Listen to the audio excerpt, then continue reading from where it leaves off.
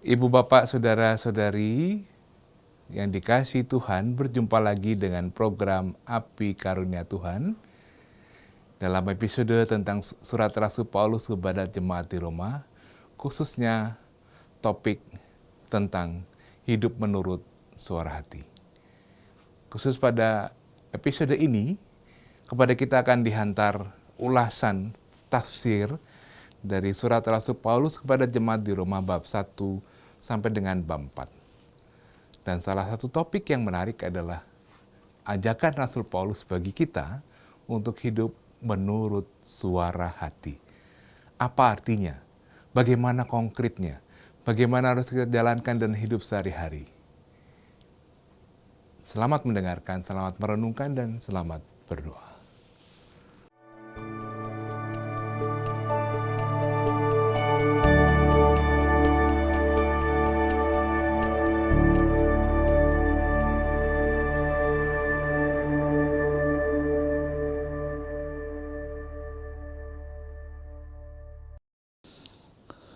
Saudari-saudaraku yang terkasih, percakapan kita yang lalu, kita sudah mulai melihat teks surat kepada orang Roma. Surat ini dapat kita bagi menjadi dua bagian besar. Yang pertama adalah bagian pengajaran, traktat, penjelasan, ulasan mengenai iman. Dan bagian yang kedua yang mulai bab 12 bisa kita beri judul konsekuensi praktis, konsekuensi moral dari ulasan iman atau iman yang sudah diulas itu. Kita sudah mulai bagian pertama yang nanti pasti akan dibagi-bagi lagi menjadi beberapa bagian. Yang sudah kita bicarakan adalah bab 1 ayat 18. Sampai 32. Maksud saya sudah kita mulai. Kita ulang lagi hal-hal yang penting. Yang mau kita bicarakan sekarang adalah bab 1 ayat 18 sampai 32. Ayat 18.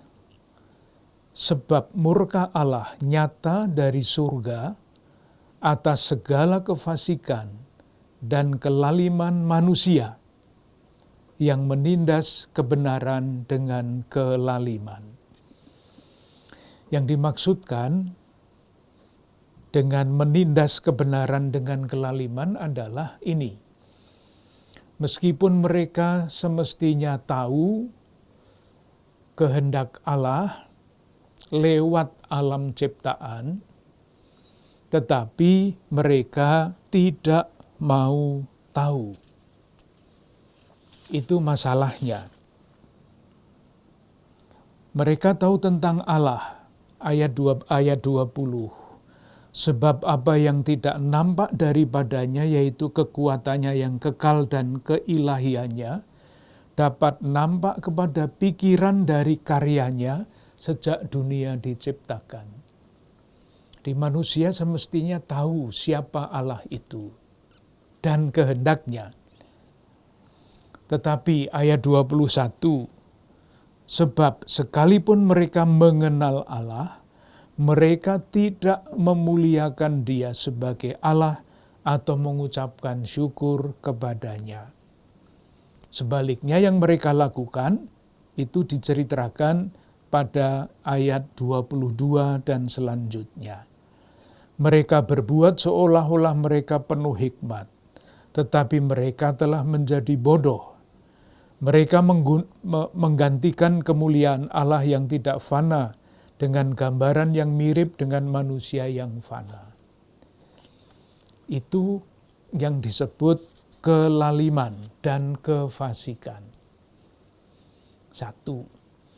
Yang kedua, yang juga perlu disampaikan adalah murka Allah. Ngeri ya menggunakan kata murka itu. Tetapi artinya jangan dicari sekali lagi di dalam Kamus Besar Bahasa Indonesia. Nggak cocok. Kalau kita mau tahu mengenai apa maksudnya murka Allah, mesti kita cari dalam kitab suci, karena ini bahasa kitab suci. Nah, salah satu jawabannya kita temukan di dalam kitab Nabi Mika, bab 7 ayat 9. Bukan murka yang diumbar liar, bukan. Tetapi sebaliknya, murka yang menyelamatkan. Sangat berbeda. Sama dengan kemarahan yang liar, tidak tahu tujuannya, pokoknya marah. Tetapi juga ada marah yang mendidik, yang mengarahkan. Bisa dibaca sekali lagi kitab Nabi Mika bab 7 ayat 9. Aku akan memikul kemarahan Tuhan. Memikul kemarahan Tuhan. Sebab aku telah berdosa kepadanya. Sampai ia memperjuangkan perkaraku dan memberi keadilan kepadaku, membawa aku ke dalam terang, sehingga aku mengalami keadilannya. Jadi jangan dibayangkan murka-murka yang tidak teratur. Itu yang kedua. Yang ketiga, yang juga bisa menimbulkan salah paham. Seperti doa Bapa kami, janganlah masukkan kami ke dalam pencobaan. Itu kan dapat menimbulkan kesalahpahaman ya. Ada juga di sini ayat 24.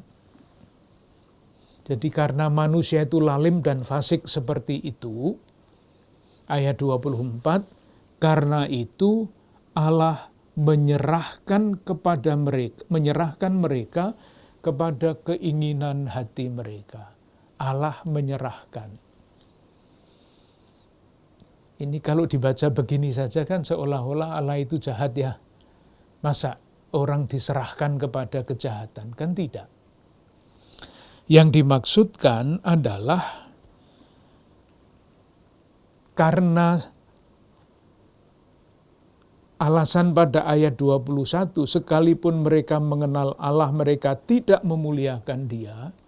Ini kan pilihan mereka. Sebetulnya tahu tetapi tidak mau tahu, itu kan pilihan. Oleh karena itu, kata-kata Allah menyerahkan mereka mesti dimengerti di dalam garis itu. Yaitu mereka memilih menyembah berhala misalnya, bukan menyembah Allah yang menyatakan diri lewat ciptaan itu. Dan itu diulang-ulang sampai 3 kali. Coba kita lihat ayat 24. Allah menyerahkan mereka kepada keinginan hati mereka akan kecemaran. Dan selanjutnya. Ayat 26. Karena itu Allah menyerahkan mereka kepada hawa nafsu yang memalukan. Ayat 28. Maka Allah menyerahkan mereka kepada pikiran-pikiran yang terkutuk, sehingga mereka melakukan apa yang tidak pantas. Jadi kita tidak menyalahkan Allah, Allah tidak adil, nanti ada perkara seperti itu. Ini adalah konsekuensi dari pilihan mereka yang sadar dan bebas. Akibatnya apa? Bisa dilihat misalnya ayat 29 sampai 31, penuh dengan rupa-rupa kelaliman, kejahatan. Ayat 31, tidak berakal, tidak setia, tidak penyayang, tidak mengenal belas kasihan. Itu akibat dari pilihan mereka. Sebab, nah ini sama dengan yang dikatakan pada ayat 21, sebab walaupun mereka mengetahui tuntutan-tuntutan hukum Allah, yaitu bahwa setiap orang yang melakukan hal-hal demikian patut dihukum mati, mereka bukan saja melakukannya sendiri, tetapi mereka juga setuju dengan mereka yang melakukannya. Jadi semua orang ada di dalam kuasa dosa seperti itu. Itu langkah pertama dari bagian pertama. Bagian pertama itu bab 1 ayat 18 sampai bab 3 ayat 20. Nah, langkah pertama bab 1 ayat 18 sampai 32. Langkah yang kedua dari bagian 1 bab 2 ayat 1 sampai 16. Ditegaskan lagi bahwa semua orang bersalah. Bab 2 ayat 1. Karena itu hai manusia, tidak dikatakan hai orang-orang Yahudi atau hai orang-orang yang bukan Yahudi, tidak dikatakan begitu. Karena itu hai manusia, siapapun juga engkau yang menghakimi orang lain, engkau sendiri tidak bebas dari salah. Kok tiba-tiba yang menghakimi orang lain? Ini ada apa di balik kata itu? Kita ingat latar belakang jemaat Roma. Ada dua kelompok, yang satu merasa pewaris asli dari janji Tuhan, orang-orang Yahudi yang kuat. Pihak lain, kelompok lain adalah orang-orang yang bukan Yahudi yang merasa dirinya bebas. Saling mengejek tentang status, tentang makanan. Kalau yang satu makan makanan yang najis, menurut orang Yahudi mengejek orang-orang yang bukan Yahudi, menghakimi. Kalau orang-orang yang Yahudi keras melakukan aturan-aturan yang sangat ketat, orang yang bukan Yahudi mengejek mereka. Nah, di balik kata engkau sendiri tidak bebas dari salah, karena engkau menghakimi, itu latar belakangnya seperti itu. Sehingga kalau Allah menghukum semua orang, itu Allah adil. Ayat 2, tetapi kita tahu bahwa hukuman Allah berlangsung secara jujur atas mereka yang berbuat demikian, siapapun dari dua kelompok itu. Kita ingat salah satu tujuan surat Paulus adalah menjawab, sebetulnya yang benar ini yang Yahudi atau yang bukan Yahudi? Dikatakan pertama kali semua salah. Kalau tidak mengikuti, nanti akan jelas entah hukum Taurat, entah suara hati. Ayat 3 mengatakan yang sama, dan engkau hai manusia, engkau yang menghakimi mereka yang berbuat demikian, sedangkan engkau sendiri melakukannya juga, adakah engkau sangka bahwa engkau akan luput dari hukuman Allah? Semua orang dihukum. Itu ayat 1 sampai 3. Ayat 4 dan 5 itu mempertentangkan kemurahan hati Allah dan kekerasan hati manusia. Dipertentangkan. Ayat 4, maukah engkau menganggap sepi kekayaan kemurahannya, kesabarannya, dan kelapangan hatinya? Tidakkah engkau tahu bahwa maksud kemurahan Allah ialah menuntun engkau kepada pertobatan? Itu kemurahan hati Allah. Nah, kekerasan hati manusia itu ada pada ayat 5. Tetapi oleh kekerasan hatimu yang tidak mau bertobat, engkau menimbun murka atas dirimu sendiri, dan selanjutnya. Nah, buahnya apa? Orang yang keras hati itu. Orang yang keras hati akan menerima ayat 8, murka dan geram kepada mereka yang mencari kepentingannya sendiri. Penderitaan ayat 9, dan kesesakan akan menimpa setiap orang yang hidup yang berbuat jahat. Orang yang tetap keras hati akan mendapatkan hukuman itu. Sementara ayat 7, ia akan membalas setiap orang menurut perbuatannya, ayat 7, yaitu hidup kekal kepada mereka yang dengan tekun berbuat baik, mencari kemuliaan, kehormatan, dan ketidakbinasaan. Ayat 10. Kemuliaan, kehormatan, dan damai sejahtera akan diperoleh semua orang yang berbuat baik. Itu artinya baik orang Yahudi maupun orang yang bukan Yahudi, semua berada sama di hadapan Tuhan, yang gampangannya mengganjar yang hidup baik dan menghukum yang hidupnya tidak baik. Ayat 12-16 itu argumentasi lebih lanjut bahwa semua orang dihukum, akan dihukum. Jadi, perlu selalu diingat, kalau sekarang kita bicara tentang yang jahat akan dihukum dan sebagainya, itu jangan dilihat pada dirinya sendiri. Ini semua ditekan-tekankan dengan tujuan yang berbeda, tujuan yang lain, yaitu untuk menunjukkan betapa besar kemurahan hati Allah, betapa istimewa peranan Yesus Kristus yang membebaskan manusia dari ini semua. Itu harus selalu diingat, karena kalau itu kita lupakan, seolah-olah yang kita bicarakan itu salah, dosa, jahat. Ini disampaikan untuk menegaskan yang sebaliknya.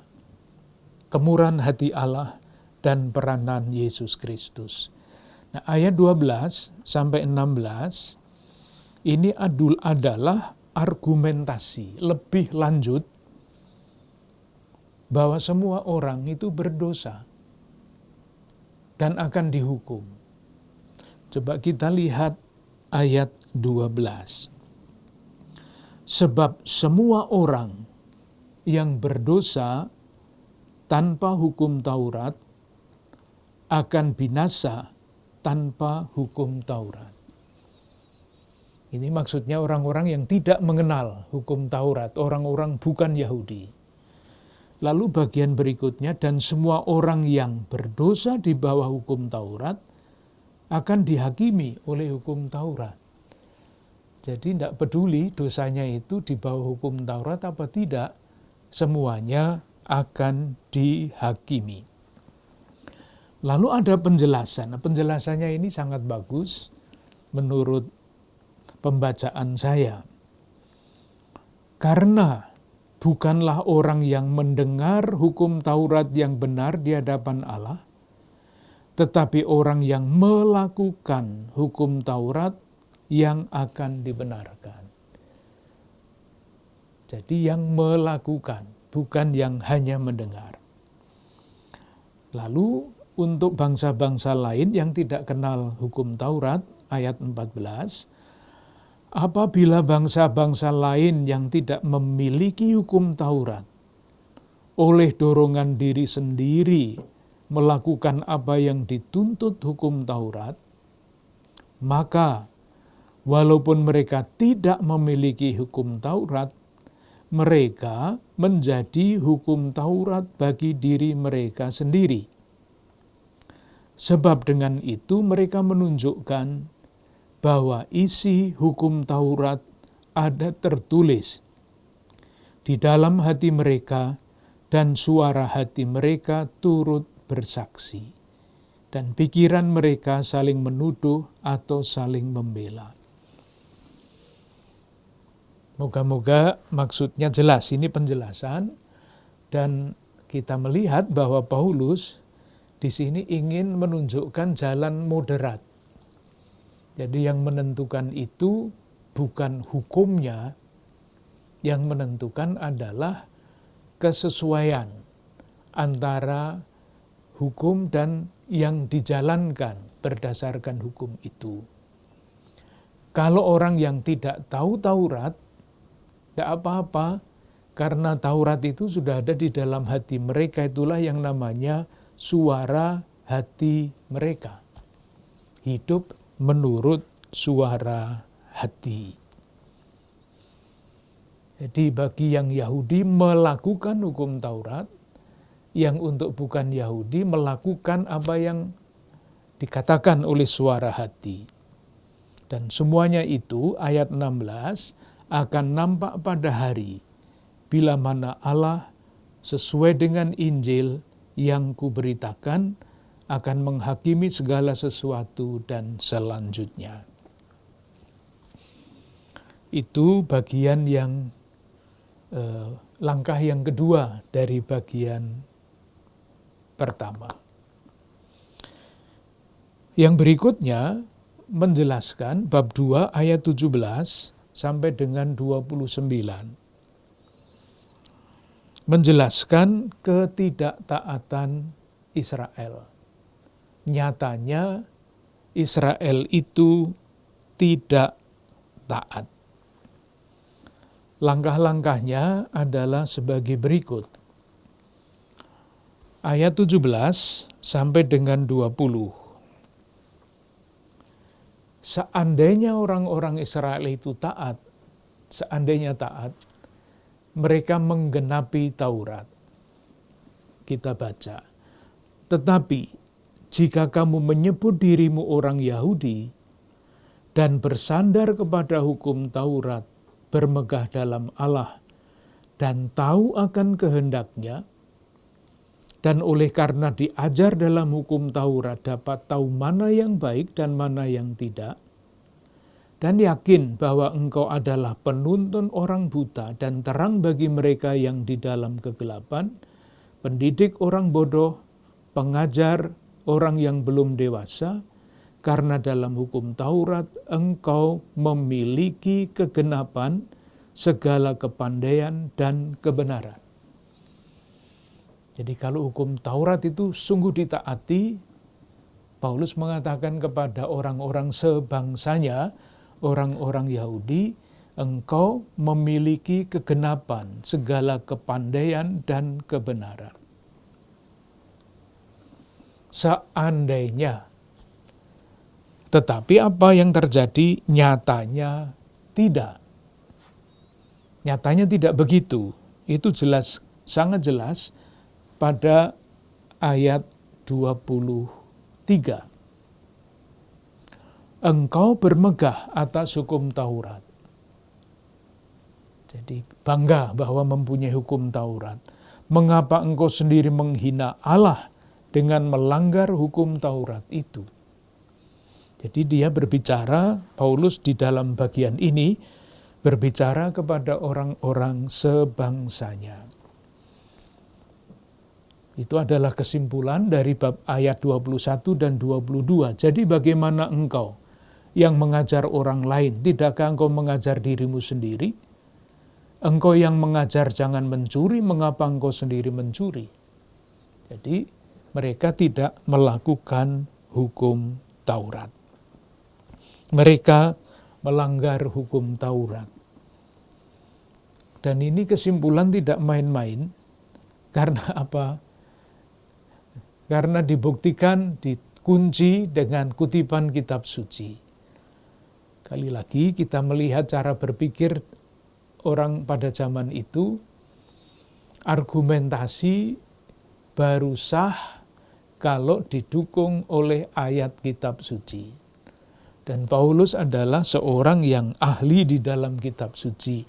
Maka dia menutup argumentasinya, ayat 24, seperti ada tertulis, sebab oleh karena kamulah nama Allah dihujat di antara bangsa-bangsa lain. Di mereka ini melanggar Taurat. Nah, berkaitan dengan Taurat, yang bernilai bagi orang-orang Yahudi adalah sunat, ayat 25. Sunat memang ada gunanya jika engkau mentaati hukum Taurat. Tetapi jika engkau melanggar hukum Taurat, maka sunatmu tidak ada lagi gunanya. Kesimpulannya ada pada ayat 28 dan 29. Sebab yang disebut Yahudi bukanlah orang yang lahiriah Yahudi. Dan apa yang disebut sunat, bukanlah sunat yang dilangsungkan secara lahiriah. Tetapi orang Yahudi sejati ialah dia yang tidak nampak keyahudiannya, dan sunat ialah sunat di dalam hati secara rohani, bukan secara hurufiah. Maka pujian baginya datang bukan dari manusia, melainkan datang dari Allah. Kita masih mengikuti argumentasi Rasul Paulus untuk saudara-saudaranya sebangsa orang-orang Yahudi, yang menurut pandangan Paulus tidak mentaati hukum Taurat dalam arti yang sesungguhnya hanya secara lahir. Demikian juga mengenai sunat. Langkah berikutnya, bab 3 ayat 1 sampai 20. Itu di dalam teks kitab suci kita diberi judul kelebihan orang Yahudi dan kesetiaan Allah. Ini nanti agak berbelit-belit penjelasannya, moga-moga bisa disederhanakan. Pada bab 3 ayat 1 sampai 8, Paulus menegaskan kelebihan orang Yahudi, kelebihan dibandingkan dengan yang lain. Itu jelas pada ayat 1. Jika demikian, apakah kelebihan orang Yahudi dan apakah gunanya sunat? Sambung dengan bab 2 ayat 28 dan 29 yang bicara mengenai Yahudi sejati dan sunat sejati. Banyak sekali dan di dalam segala hal. Pertama-tama sebab kepada merekalah dipercayakan firman Allah. Di kelebihan orang Yahudi adalah kepada mereka dipercayakan firman Allah, yaitu Taurat itu.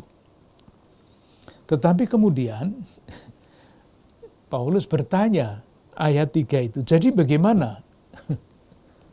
Mestinya menjelaskan, kok malah bertanya ya, jadi bagaimana? Jika di antara mereka ada yang tidak setia, dapatkah ketidaksetiaan itu membatalkan kesetiaan Allah? Orang Yahudi tidak setia, sunat tidak dimengerti dengan baik, Taurat tidak dijalankan, bab 2 ayat 17-29. Apakah orang Yahudi yang punya kelebihan dipercayai firman, itu membatalkan kesetiaan Allah? Itu kelebihan orang-orang Yahudi yang diberi kepercayaan atas firman itu. Jawabannya, sekali-kali tidak. Sebaliknya, Allah adalah benar dan semua manusia pembohong. Jadi yang disalahkan ya orang-orang Yahudi itu, semua manusia pembohong. Allah benar. Kembali lagi dikutip teks kitab suci ayat 4. Mazmur 51 ayat 6. Nah sekarang yang agak membingungkan itu adalah ayat 5 dan seterusnya. Cara berpikirnya agak tidak biasa, tetapi kita coba ikuti. Ayat 5. Tetapi jika ketidakbenaran kita menunjukkan kebenaran Allah, apakah yang akan kita katakan? Tidak adilkah Allah? Aku berkata sebagai manusia, jika ia menampakkan tidak adilkah Allah jika ia menampakkan murkanya? Jadi cara berpikirnya begini, kira-kira kita itu orang berdosa. Dan ketika kita berdosa terus-menerus, tampak kesabaran Allah. yang selalu memberi kesempatan yang baru untuk bertobat. Logikanya jalan ya. Kita manusia berdosa terus, Allah tetap sabar. Artinya kebaikan Allah, kesabaran Allah semakin nyata.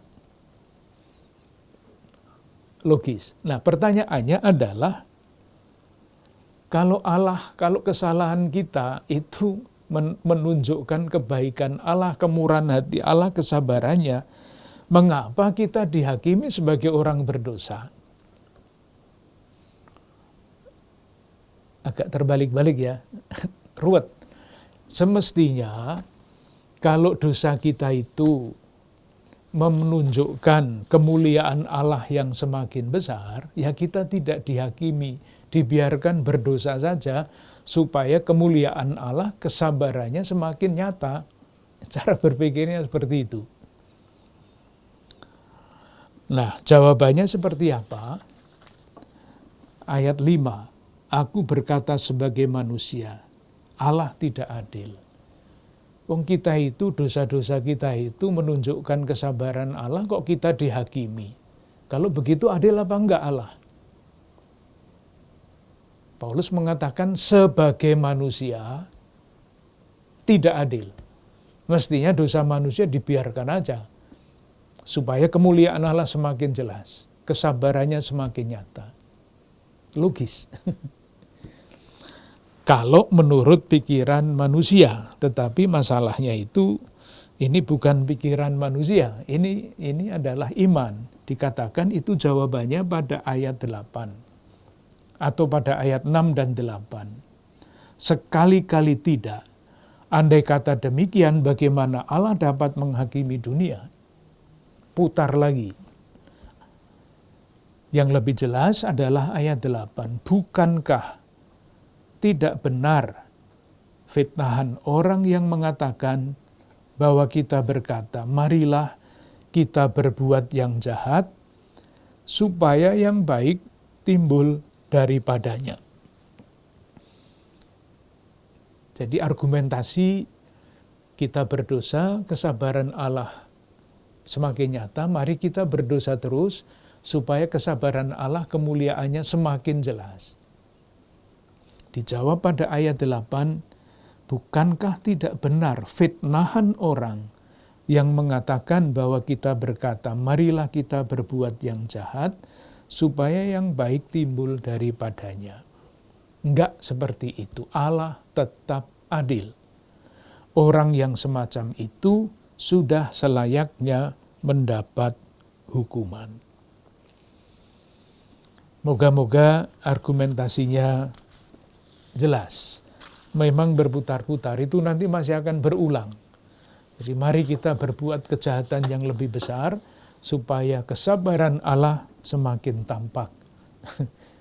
Argumentasi itu dibalik-balik. Ayat 9 sampai dengan 20. Ayat 9 sampai dengan 20, bab 3. Kembali lagi, judulnya, semua orang adalah orang berdosa. Jadi seperti orang yang berpidato bertanya setiap kali, jadi bagaimana? Ayat 9. Adakah kita mempunyai kelebihan daripada orang lain? Kembali lagi, apakah orang Yahudi mempunyai kelebihan terhadap orang-orang yang bukan Yahudi? Di sini dijawab, di depan kan dikatakan punya kelebihan. Di sini jawabannya tidak punya kelebihan. Ayat 9, adakah kita mempunyai kelebihan daripada orang-orang lain? Jawabannya sama sekali tidak. Sebab di atas telah kita tuduh baik orang Yahudi maupun orang Yunani, bahwa mereka semua ada di bawah kuasa dosa. Silahkan memperhatikan istilah itu, kuasa dosa. Yang dimaksudkan dengan kuasa dosa adalah kekuatan yang misterius di atas kemampuan manusia untuk memahami. Indikatornya apa? Maunya berbuat baik, yang dilakukan tidak baik. Di bawah pengaruh apa manusia yang seperti itu? Jawabannya di bawah kuasa dosa. Kemudian di bawah kuasa dosa itu dibuktikan dengan kitab suci. Kembali lagi, bukti kitab suci. Ayat berapa? 10 sampai dengan ayat 18. Itu berbagai macam kutipan yang disambung-sambung. Kalau kutipan itu diambil dari sini, dari sana, dari berbagai macam kitab, itu artinya kuat argumentasinya. Yang mau dikatakan apa? Ayat 10. Tidak ada yang benar, seorang pun tidak. Tidak ada seorang pun yang berakal budi. Tidak ada seorang pun yang mencari Allah. Jadi mau dikatakan kitab suci semua menyatakan bahwa semua orang berdosa. Semua manusia berdosa. Selanjutnya, sesudah kutipan-kutipan yang panjang yang diharapkan sangat meyakinkan itu, ada semacam ulasan ayat 19. Tetapi kita tahu bahwa segala sesuatu yang tercantum di dalam kitab Taurat ditujukan kepada mereka yang hidup di bawah hukum Taurat, supaya tersumbat setiap mulut dan seluruh dunia jatuh di bawah hukuman Allah. Kesimpulannya apa? Kalau semua orang berdosa, dan itu dikatakan di dalam kitab suci, di dalam Taurat, lalu apa yang masih baik di dunia ini? Nah itu ayat 26, ayat 20, sebab tidak seorang pun yang dapat dibenarkan di hadapan Allah oleh karena melakukan hukum Taurat. Karena justru oleh hukum Taurat orang mengenal dosa. Jadi sudah ditunjukkan dengan berbagai macam cara manusia itu berada di bawah kuasa dosa, entah Yahudi, entah bukan Yahudi, dan itu dibuktikan dengan Taurat yang tidak ada gunanya, dibuktikan dengan sunat yang tidak dimengerti dengan baik. Pokoknya semua orang berdosa. Nah, sekarang mulai langkah yang baru, yaitu bab 3 ayat 21 sampai bab 4 ayat 25. Mulai argumentasi kalau manusia tidak selamat, tidak dibenarkan oleh hukum Taurat, siapapun dia, lalu manusia itu diselamatkan oleh siapa? Jawabannya sudah kita tahu, yaitu manusia dibenarkan karena iman. Intinya bab 3 ayat 21 sampai bab 4 ayat 25 mau membuktikan bahwa hukum Taurat telah gagal mencapai tujuannya. Ingat, Paulus tidak pernah secara definitif mengatakan Taurat tidak ada gunanya. Di dalam surat kepada orang Galatia, Taurat itu menuntun sampai saat janji Allah dinyatakan. Di dalam surat kepada orang Roma dikatakan bahwa Taurat itu suci. Tetapi gagal mencapai tujuan. Gagal menjalankan fungsinya sebagai penuntun. Dan karena Taurat gagal, maka Allah mengutus Yesus Kristus yang mesti diimani, dan pembenaran itu terjadi lewat Yesus Kristus. Itulah yang diuraikan nanti dengan berbagai macam argumentasi, dengan berbagai macam pembuktian pada bab 3 ayat 21 sampai bab 4 ayat 25. Kita coba lihat. Prinsip ayat 21, bab 3 ayat 21 sampai ayat 24, itu prinsipnya.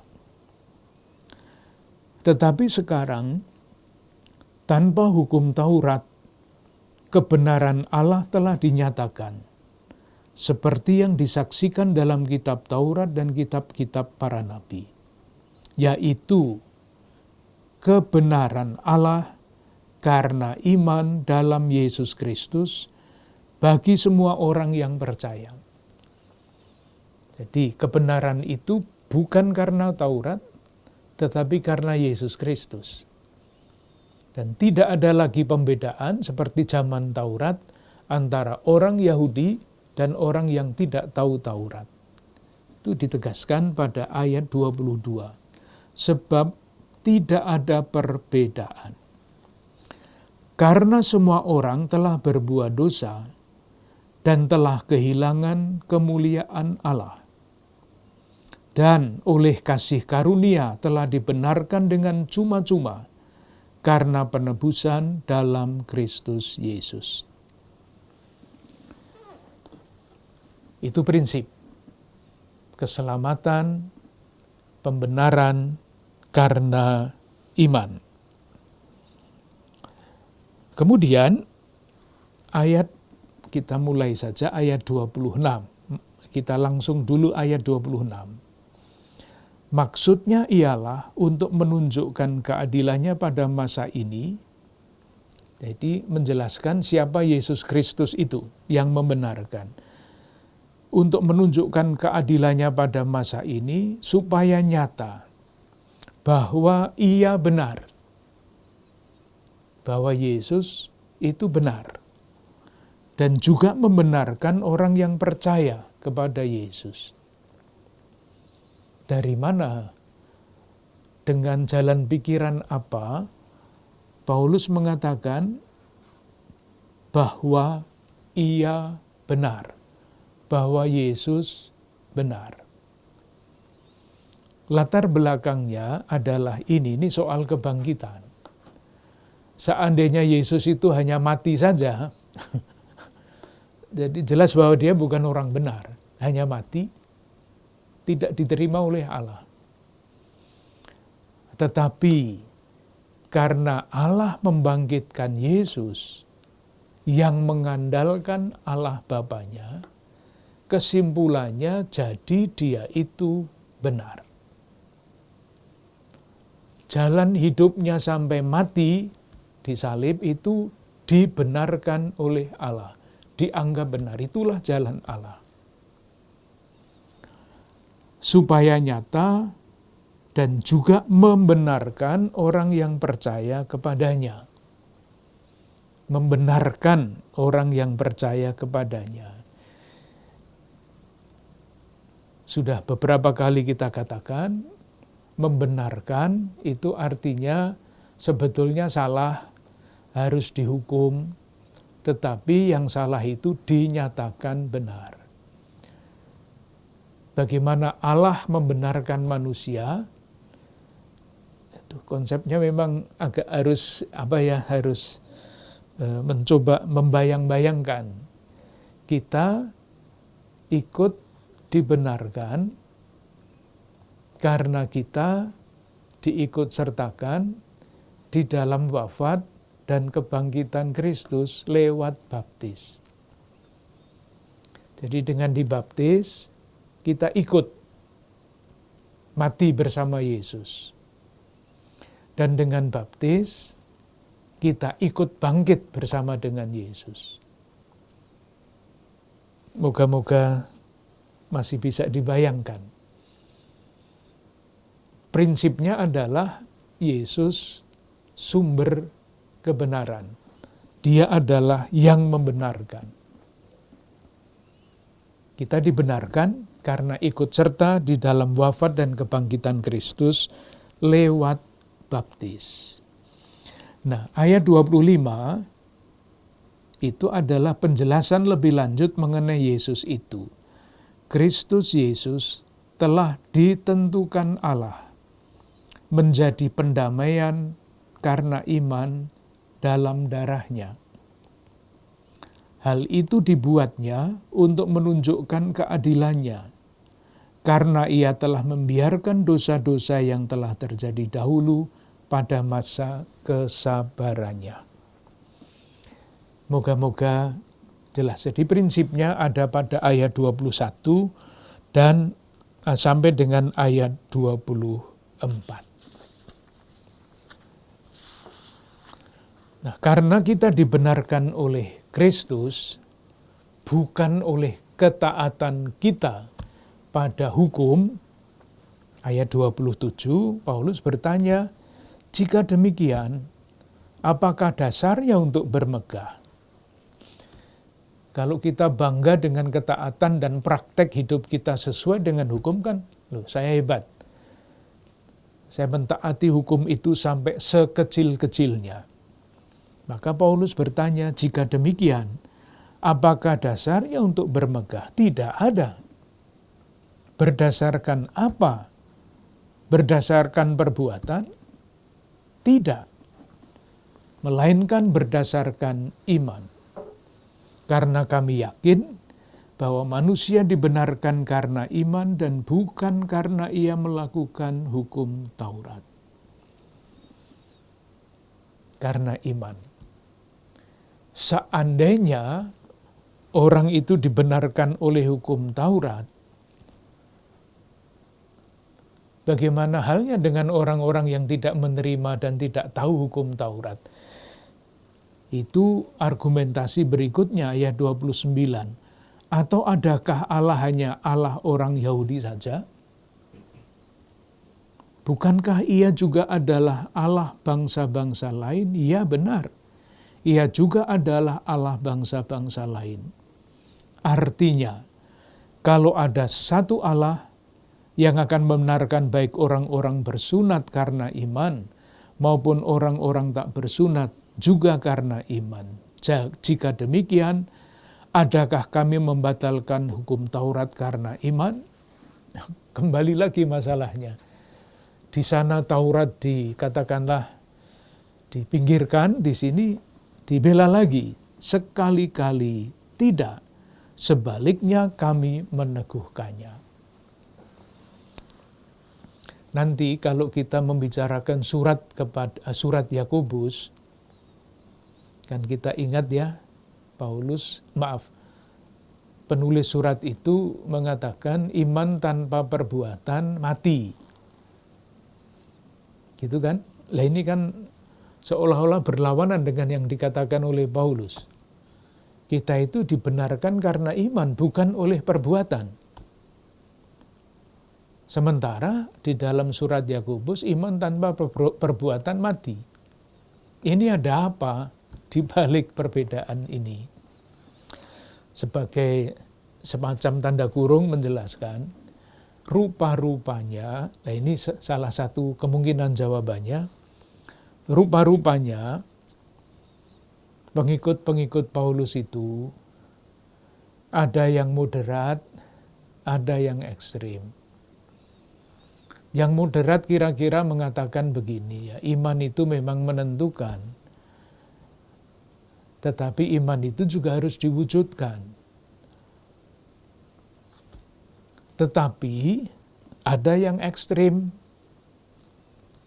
karena Paulus mengatakan kita itu diselamatkan oleh iman, perbuatan tidak ada gunanya. Itulah yang dikatakan pada ayat 27 bukan? Ayat bab 3 ayat 27.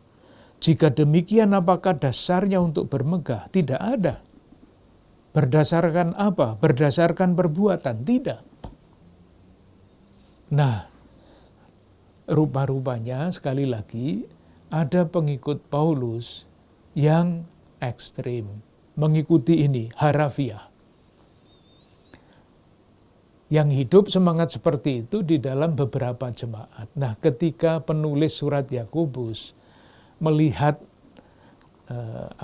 sikap yang ekstrim seperti itu, ingin membuat jembatan. Dengan demikian surat Yakobus itu teorinya banyak, ditulis kapan dan sebagainya. Rupa-rupanya surat Yakobus ditulis untuk menetralisir, memoderatkan posisi jemaat-jemaat yang sangat ekstrem itu. Sehingga di dalam surat Yakobus kita mendengar seolah-olah perbuatan itu yang menentukan. Iman tanpa perbuatan mati. Itu tidak bisa, ya sekarang lepas konteks pun bisa kita mengerti ya. Tetapi konteksnya dulu adalah ini. Penekanan yang rupa-rupanya terlalu kuat terhadap iman. Penegasan sekali lagi pada ayat 28. Karena kami yakin bahwa manusia dibenarkan karena iman dan bukan karena ia melakukan hukum Taurat. Dan itu semua berlaku untuk semua orang, karena Allah adalah satu. Dan terakhir kembali lagi, Paulus berada di dalam situasi yang tidak gampang.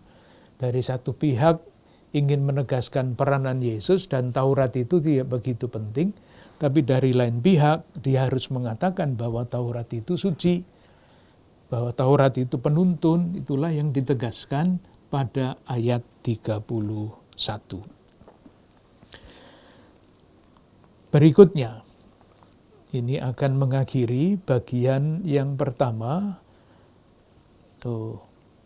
dari bagian yang kedua, langkah pertama dari bagian kedua, bab 4 ayat 1 sampai 25.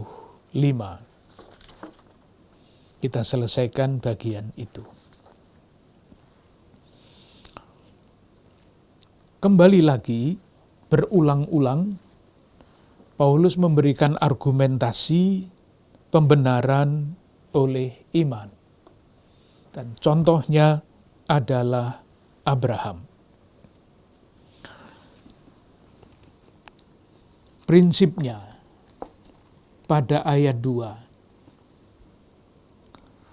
Dibaca mulai ayat 1. Jadi apakah akan kita katakan tentang Abraham bapa leluhur jasmani kita? Jadi sudah memunculkan ini contohnya. Sebab ayat 2, jikalau Abraham dibenarkan karena perbuatannya, maka ia beroleh dasar untuk bermegah, tetapi tidak di hadapan Allah. Sebab apakah dikatakan nas kitab suci? Lalu percayalah Abraham kepada Tuhan, dan Tuhan memperhitungkan hal itu kepadanya sebagai kebenaran. Itu prinsip. Kemudian ada bukti dari kitab suci pada ayat 3, dan selanjutnya ada penjelasan-penjelasan. Jadi kembali lagi Paulus mau membuktikan lewat figur Abraham bahwa pembenaran itu tidak dilandaskan pada perbuatan tetapi pada iman. Penjelasan yang populer itu ayat 4 sampai dengan ayat 5. Gambaran yang sederhana, biasa. Kalau ada orang bekerja, upahnya tidak diperhitungkan sebagai hadiah, tetapi sebagai hak. Tetapi kalau ada orang yang tidak bekerja, namun percaya kepada Dia yang membenarkan orang durhaka, imannya diperhitungkan menjadi kebenaran. Saya kira jelas maksudnya. Keselamatan, pembenaran itu bukan hak kita, tetapi anugerah pembenaran. Karena apa? Argumentasinya kembali, karena semua orang berdosa. Dan pembenaran itu berarti menyatakan orang berdosa benar. Bukan hak. Haknya dihukum. Tetapi karena kasih karunia Allah, orang yang berdosa itu dibenarkan. Argumentasi dari kitab suci. Jadi lengkap argumentasinya. Ayat 6 sampai dengan ayat 8. Seperti juga Daud menyebut bahagia orang yang dibenarkan Allah bukan berdasarkan perbuatannya. Berbahagialah orang yang diampuni pelanggaran-pelanggarannya dan yang ditutupi dosa-dosanya.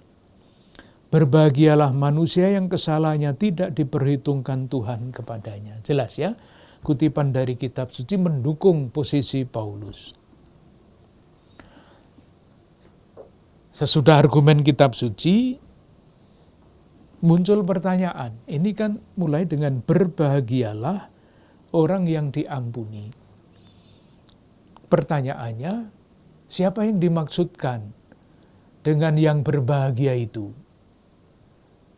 Kan harus jelas.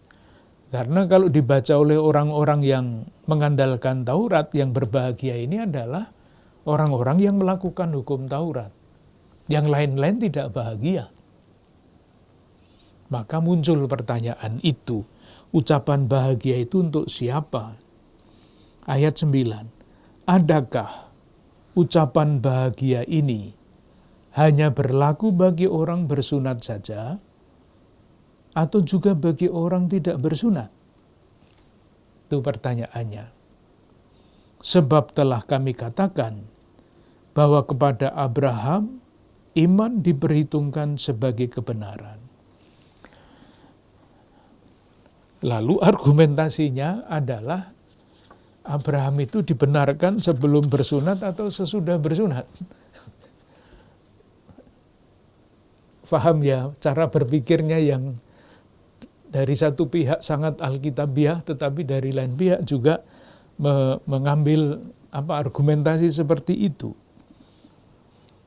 Lalu jawabannya, ayat 10, dalam keadaan manakah hal ini diperhitungkan? Sebelum atau sesudah ia disunat? Bukan sesudah disunat, tetapi sebelumnya.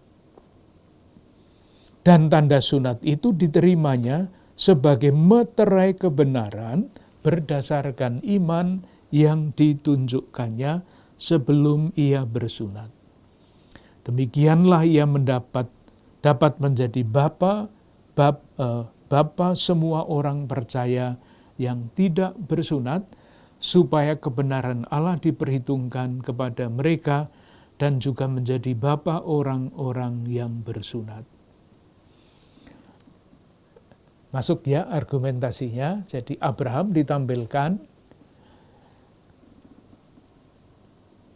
dia menerima kebenaran itu, pembenaran itu bukan karena upah, hak, tetapi karena anugerah.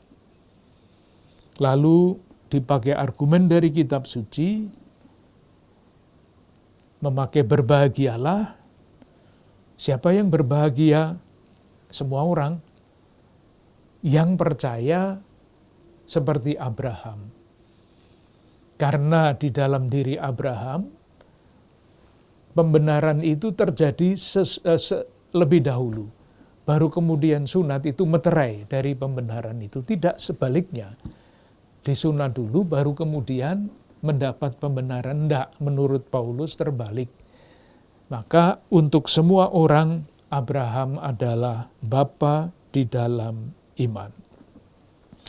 Argumentasi terus. Ayat 13 sampai 15. Argumentasinya sebetulnya sama saja. Ayat 13 sampai 15. Sebab bukan karena hukum Taurat telah diberikan janji kepada Abraham dan keturunannya bahwa ia akan memiliki dunia, tetapi karena kebenaran berdasarkan iman. Sebab jika mereka yang mengharapkannya dari hukum Taurat menerima bagian yang dijanjikan Allah, maka sia-sialah iman dan batalah janji itu. Karena hukum Taurat membangkitkan murka, tetapi di mana tidak ada hukum Taurat, di situ tidak ada juga pelanggaran. Jadi seolah-olah berubah-ubah terus ya pandangan Paulus tentang hukum Taurat. Dikatakan hukum Taurat itu meneguhkan. Di sini dikatakan hukum Taurat itu, di mana ada hukum Taurat, di situ ada pelanggaran. Jadi kadang-kadang membingungkan. Tetapi itulah argumentasi yang rupa-rupanya biasa pada zaman itu.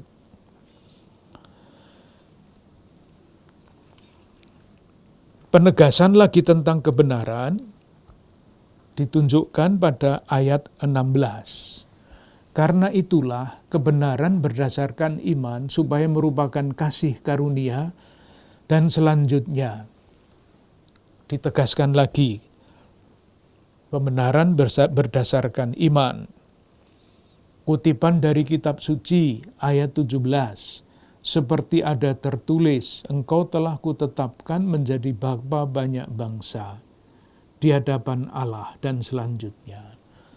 Kemudian ayat 18 sampai 22 nanti bisa dibaca sendiri. Itu adalah penjelasan yang lebih rinci tentang Abraham. Kita baca satu ayat 18. Sebab sekalipun tidak ada dasar untuk berharap, namun Abraham berharap juga dan percaya bahwa ia akan menjadi bapa banyak bangsa. Dan begitu seterusnya sampai ayat 22. Kemudian ayat 23 dan selanjutnya, itu kesimpulan argumentasi Abraham. Apa yang berlaku bagi Abraham berlaku juga untuk kita. Ayat 23.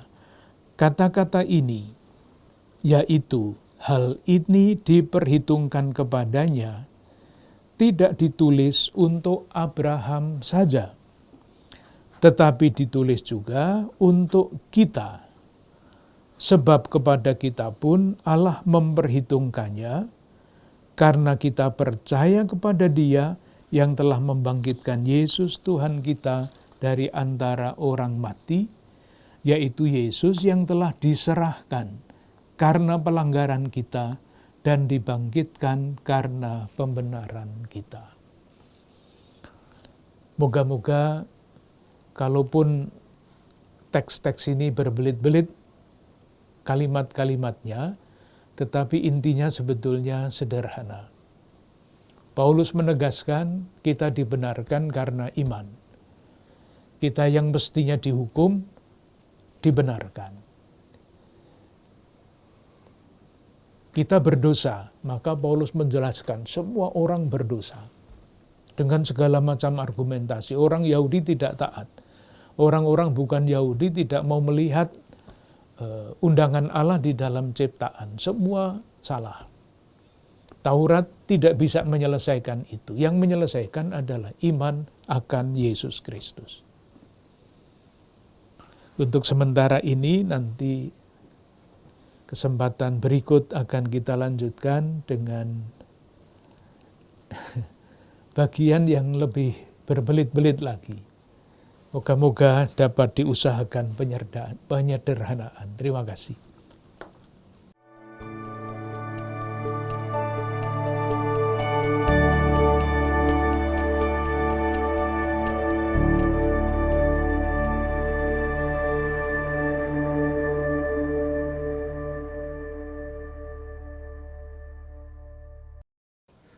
Saudara-saudari yang dikasihi Tuhan, sangat menarik ulasan Bapak Kardinal tentang surat Rasul Paulus kepada jemaat di Roma. Menjadi terang bagi kita apa artinya hidup menurut suara hati. Dan khususnya Rasul Paulus memanggil kita untuk menjalani jalan Kristus. Pertanyaan yang bisa kita ajukan setiap hari, apakah jalan hidupku sudah sesuai dengan jalan hidup Kristus sendiri?